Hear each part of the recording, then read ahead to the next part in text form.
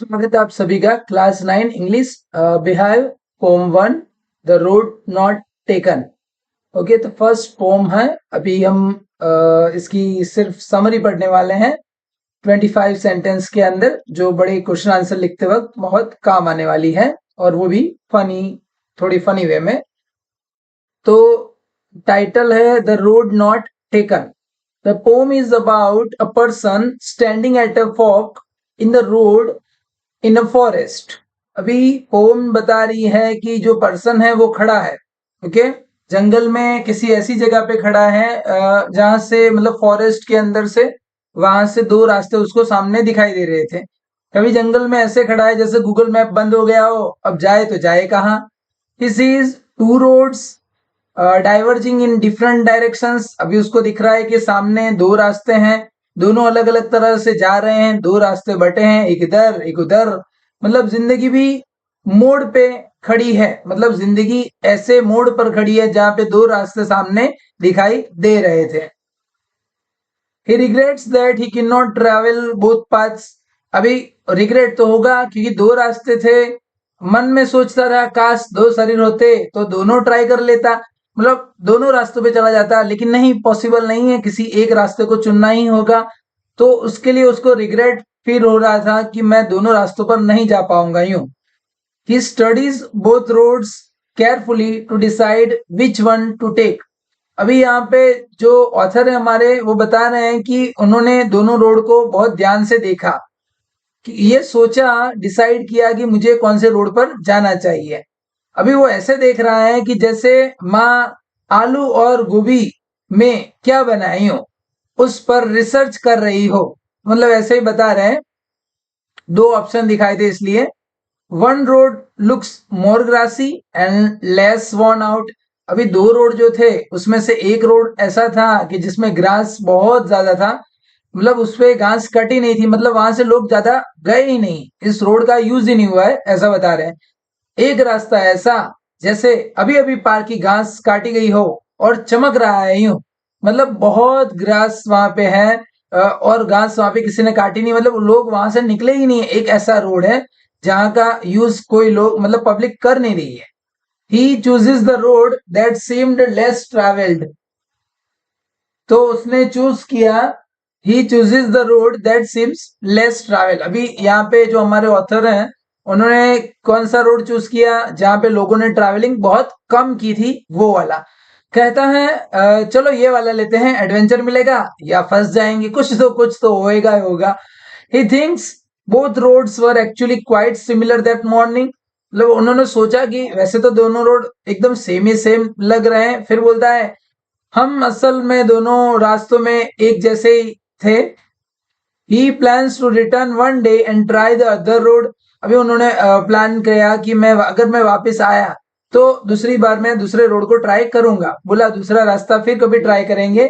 और फिर कभी का कभी आया ही नहीं, मतलब वो दिन कैसे आ सकता है जिससे मतलब एक लाइफ लाइफ में एक रास्ता फिक्स कर दिया, तो फिर उस रास्ते पे हम धीरे धीरे धीरे करके मंजिल की तरफ आगे बढ़ ही जाते हैं।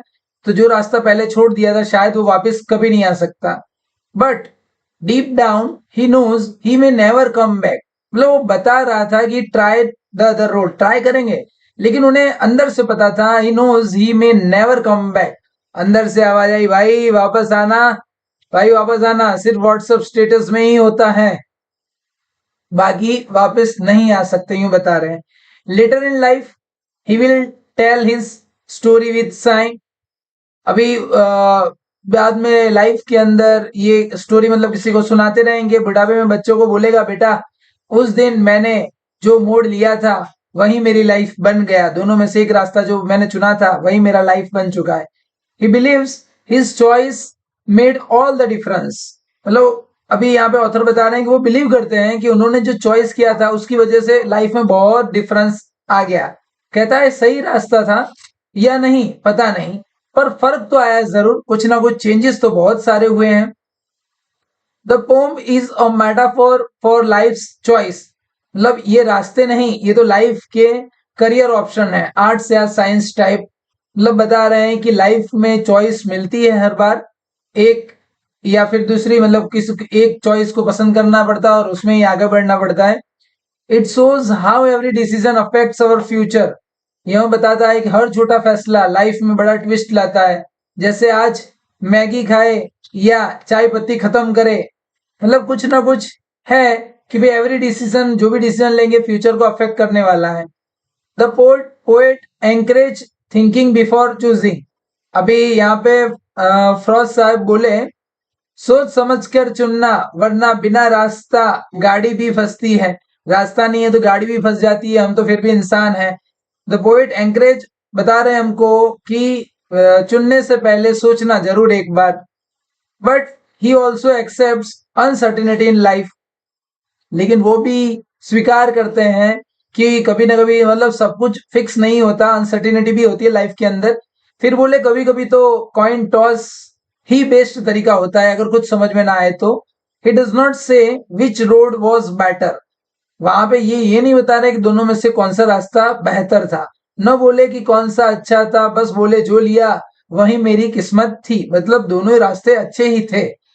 The poem teaches us to be brave in making choices. मतलब हमको बता रहे हैं कि बोलता है डर के आगे रास्ता है, बस चलना है हमको।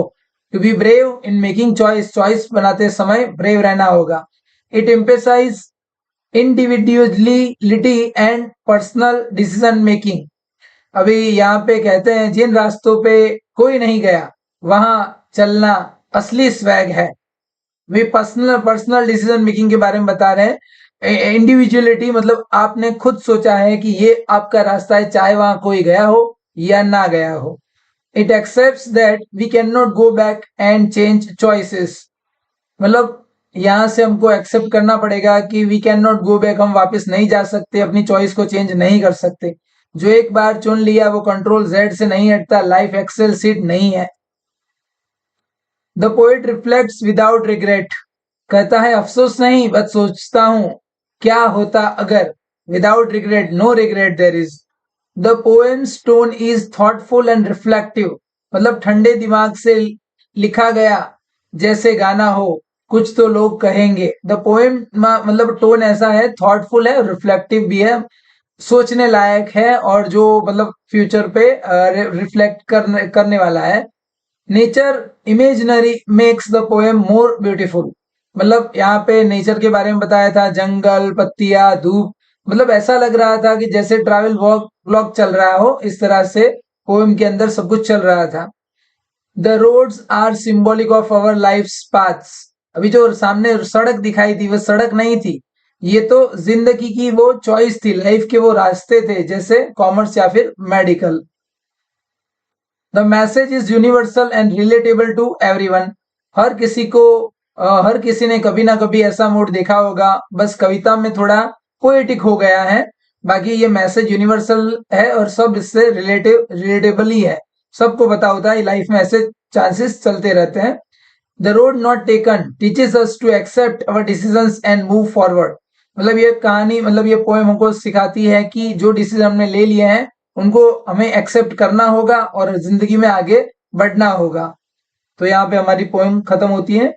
फिर से मिलेंगे, पढ़ते रहेंगे।